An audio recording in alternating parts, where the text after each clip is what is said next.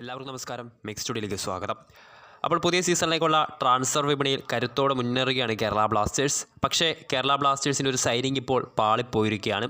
കഴിഞ്ഞ സീസണിൽ മോഹൻ ബഗാൻ സൂപ്പർ ജയൻസിന് വേണ്ടി മികച്ച പ്രകടനം പുറത്തെടുത്ത അൽബേനിയൻ സ്ട്രൈക്കറായിട്ടുള്ള അർമാൻഡോ സാദിക്കുമായിട്ട് കേരള ബ്ലാസ്റ്റേഴ്സ് ഒരു ചർച്ചകളൊക്കെ നടത്തിയിട്ടുണ്ടായിരുന്നു. പ്രശസ്ത സ്പോർട്സ് ജേർണലിസ്റ്റായിട്ടുള്ള മാർക്കസ് മെർഗുലാവ് അടക്കം അത് റിപ്പോർട്ട് ചെയ്തിട്ടുണ്ടായിരുന്നു.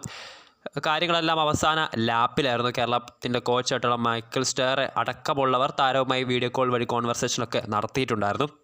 പക്ഷേ അതെല്ലാം ഇപ്പോൾ തകർന്ന് പോയിരിക്കുകയാണ്. കേരള ബ്ലാസ്റ്റേഴ്സിനെ പിന്തള്ളി അർമാൻഡോ സാദിക്കുവിനെ FC ഗോവ കൂടാരത്തിലേക്ക് എത്തിച്ചിരിക്കുകയാണ്. പേപ്പർ വർക്കൊക്കെ അടുത്ത 48 മണിക്കൂറിനുള്ളിൽ തന്നെ കംപ്ലീറ്റ് ചെയ്ത് ഉടൻ തന്നെ FC ഗോവ തങ്ങളുടെ സോഷ്യൽ മീഡിയ ഹാൻഡിലുകൾ വഴി ഡിക്ലറേഷൻ നടത്തും. ഏതാണ്ട് 2 വർഷ കരാറിലായിരിക്കും അൽബേനിയൻ സ്ട്രൈക്കർ FC ഗോവയിലേക്ക് വരാൻ പോകുന്നത്.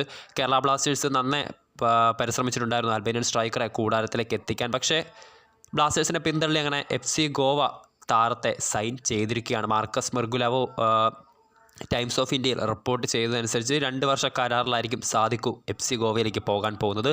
പേപ്പർ വർക്ക്സൊക്കെ ക്ലിയറായ ഉടൻ തന്നെ ഗോവ ഒഫീഷ്യൽ അനൗൺസ്മെൻറ്റും നടത്തിയേക്കും. സോ വീഡിയോ ഇഷ്ടപ്പെട്ടാൽ ലൈക്ക് ചെയ്യുക, ഷെയർ ചെയ്യുക. കൂടുതൽ വാർത്തകൾക്കായി മിക്സ് സ്റ്റുഡിയോ എന്ന ചാനൽ സബ്സ്ക്രൈബ് ചെയ്യുക.